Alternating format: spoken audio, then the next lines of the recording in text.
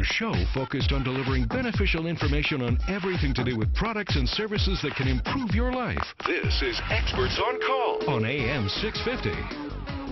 Welcome back to Quay Pacific's Talk About Strata. I'm Sterling Fox, joined in studio by Tony Gioventu, the Executive Director of the Condominium Homeowners Association of British Columbia and the Vancouver Province and Victoria Times columnist, Condo Smarts columnist. Column number 500, friends, in the books. Also in studio is Wendy Atcheson, Vice President and Registrar of the BC Homeowner Protection Office. A couple of clarifications, courtesy of Wendy during the break.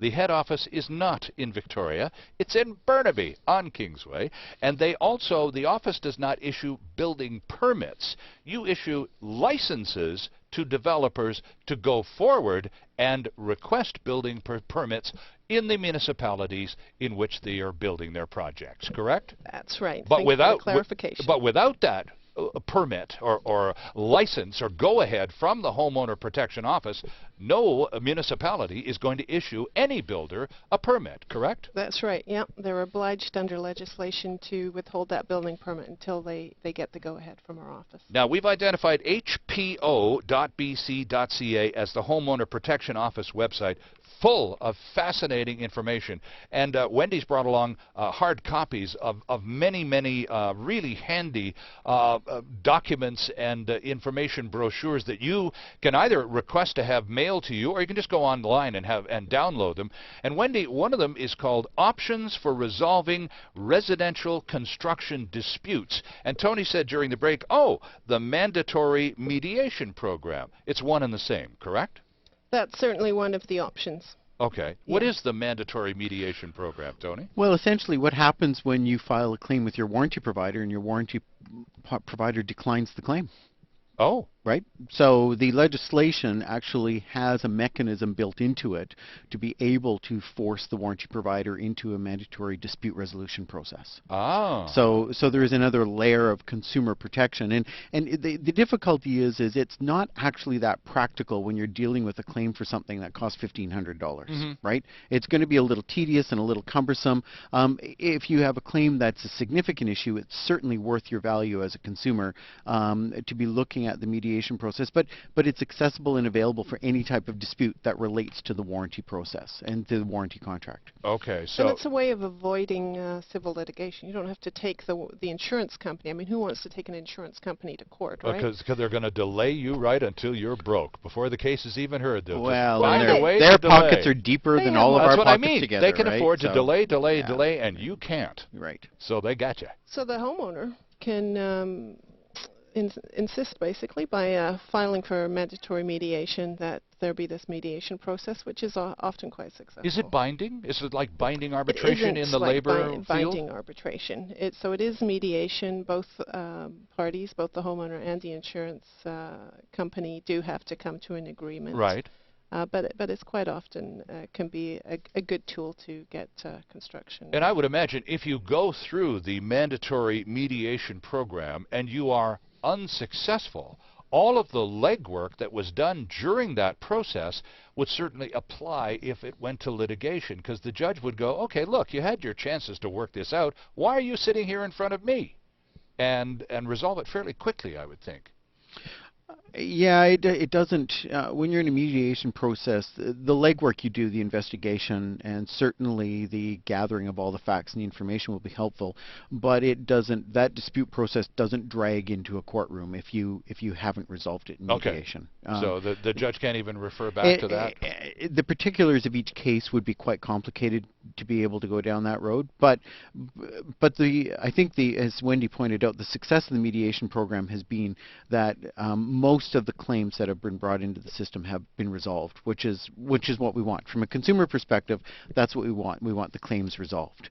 We want the consumer not left with a huge list of liabilities. And so, essentially, are you in your home?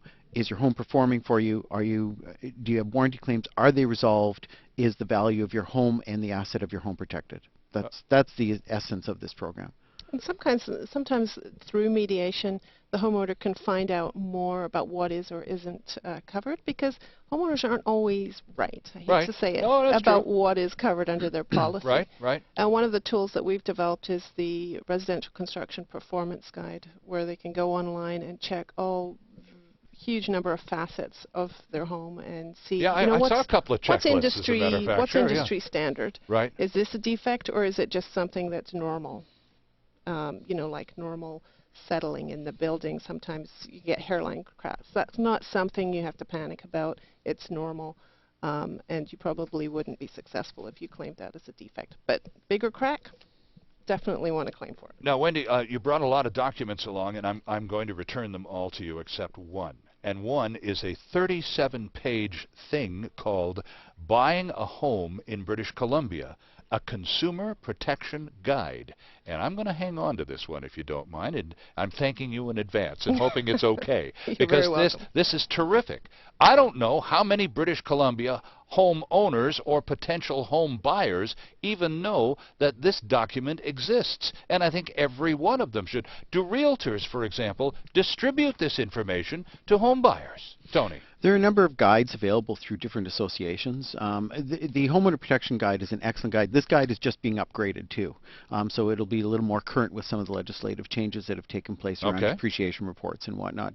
But there are a number of guides through organizations. Anybody who's buying a home, the real estate, the BCREA, BC Real Estate Association, have home buyers guides. The Homeowner Protection Office guide is excellent because it goes right to the heart of the warranty program and buying new homes.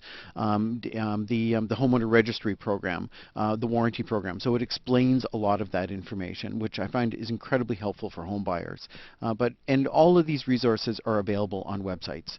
You don't have to order them from anywhere. You don't have to pay for them. Right. Arm yourself well as a consumer. If you're a first-time condo buyer, I'd be printing off all of these guides and asking a lot of questions. Which is why, Wendy, we are so tickled to have you visit us on the program today, because as I said at the beginning, I don't know how many British Columbians even know that there is such a thing as a homeowner protection office kind of working on our side in the first place. I think it's kind of a mystery to most people out there. So thank you for coming by and helping us to get a better understanding of the fact that A, it's there, and B, actually working daily on our side. Thank you. Well, thank you so much for having me. Hopefully it will be less of a mystery after today. Well, I would certainly hope so too. And that website again, please. www.hpo.bc.ca. All right, and it's a terrific website, folks, and I am going to pinch this consumer protection guide for BC homeowners, and thank you for that. Tony, your terrific website again, sir, please. CHOA.bc.ca. Column number 500. Column 500. It's amazing, isn't it? Well done, my friend. There's got to be a ward in there somewhere. Well, it's got to be. We'll work on that before our next show. Thanks for being with us. We'll catch you next time around on Quay Pacific's Talk About Strata.